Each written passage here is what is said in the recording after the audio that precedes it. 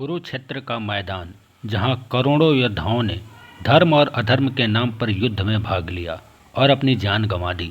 इस महायुद्ध को महाभारत के नाम से जाना जाता है। भगवान श्री कृष्ण ने इस युद्ध से पहले अर्जुन से कहा था, इन योद्धाओं को गौर से देख लो, ये इस युग के सबसे महान और पराक्रमी योद्धा हैं, जो इस युद्ध के बाद देखने को नहीं मिलेंगे और आने वाले युगों में ऐसे योद्धा फिर जन्म भी नहीं लेंगे। भगवान श्री कृष्ण की इस बात से ही महाभारत के महायुद्ध की भयानकता का अंदाजा लगाया जा सकता है। इस महायुद्ध को हुए हजारों साल बीत गए, लेकिन आज भी कुरुक्षेत्र के जमीनी योद्धाओं के लहू को पीकर लाल है। धर्म और अधर्म के इस युद्ध में धर्म की जीत के लिए कई महायोद्धाओं को छलपूर्वक और कईयों को युद्ध के नियम के विरुद्ध जाकर मारा गया, क्योंकि युद्ध का एक ही नियम होता है, जीत, और इसके लिए सारे नियम और लोकाचार भुला दिए जाते हैं। महाभारत के महायुद्ध में सबसे बुजुर्ग और सभी योद्धाओं में श्रेष्ठ भीष्म पितामह थे। अपनी राजभक्ति के कारण इन्होंने कौरवों के साथ युद्ध में भाग लेने का निर्णय किया और पांडवों के विजय में सबसे बड़े बाधक बन गए। इन्हें पराजित किए बिना महाभारत के युद्ध में पांडवों का विजयी होना असंभव था, क्योंकि भीष्म कौरवों के सेनापति के तौर पर उनके ढाल बने हुए थे। 18 दिन तक चले इस युद्ध में भीष्म पितामह ने अकेले ही 10 दिनों तक पांडवों की सेना का संहार करते रहे। ऐसी स्थिति में भगवान श्री कृष्ण की सलाह से अर्जुन अपने रथ पर शिखंडी को लेकर आए, जो न पुरुष था और न ही स्त्री। भीष्म पितामह शिखंडी को एक स्त्री ही मानते थे और इस रहस्य से पांडव परिचित थे। भीष्म के स्त्री पर अस्त्र शस्त्र नहीं उठाने की प्रतिज्ञा का लाभ उठाते हुए अर्जुन ने युद्ध के 10वें दिन भीष्म पितामह को बाणों से छलनी कर दिया और भीष्म बाणों की सैया पर लेटे लेटे अंत तक युद्ध देखते रहे। भीष्म पितामह के बाद कौरवों के सेनापति द्रोणाचार्य बने थे। ये कौरवों और पांडवों दोनों के गुरु थे। भीष्म के समान यह भी पांडवों के मार्ग में बड़े बाधक बने हुए थे। इन्हें भी युद्ध में पराजित कर पाना किसी के लिए भी असंभव था। द्रोणाचार्य को केवल उनका शोक ही मार सकता था। ऐसे में पांडवों ने द्रोणाचार्य के साथ एक छल किया।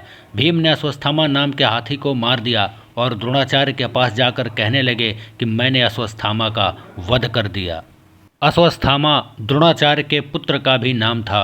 द्रोणाचार्य को भीम की बात पर भरोसा नहीं हुआ, इसलिए धर्मराज युधिष्ठिर से पूछा गया कि क्या अश्वत्थामा मारा गया।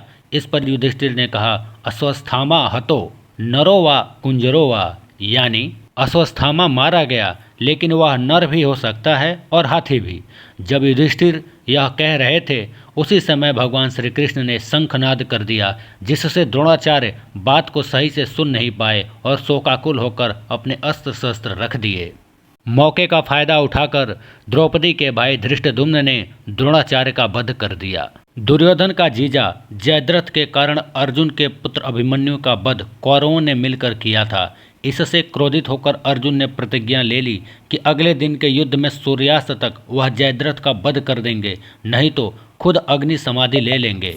कौरवों की पूरी सेना उस दिन जयद्रथ की सुरक्षा में लग गई। ऐसे में अर्जुन के लिए जयद्रथ का वध कर पाना असंभव हो गया।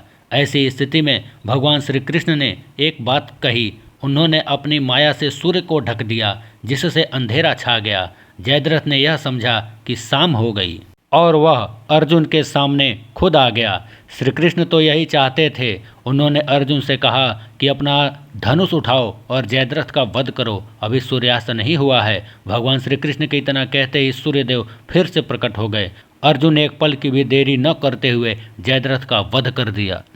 कर्ण का वध भी अर्जुन ने छल से किया। युद्ध के बीच एक श्राप के कारण कर्ण के रथ का पहिया भूमि में धंस गया। उस समय निहत्थे कर्ण पर अर्जुन ने दिव्यास्त्र चला दिया और कर्ण वीर गति को प्राप्त हुआ। महाभारत के युद्ध का अंतिम योद्धा जिसका वध छल पूर्वक हुआ था, वह है दुर्योधन, जिसे महाभारत का खलनायक भी कहा जाता है। दुर्योधन और भीम के बीच में गदा युद्ध हुआ।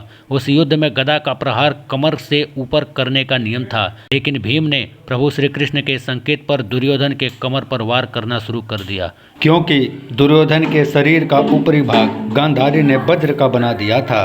इस तरह छल पूर्वक दुर्योधन का भी अंत कर दिया गया। तो ये कहना गलत नहीं होगा कि अर्जुन महाभारत का युद्ध जीते नहीं, बल्कि जिताए गए। जिसके साथ स्वयं ईश्वर का साथ हो, वो कैसे हार सकता है।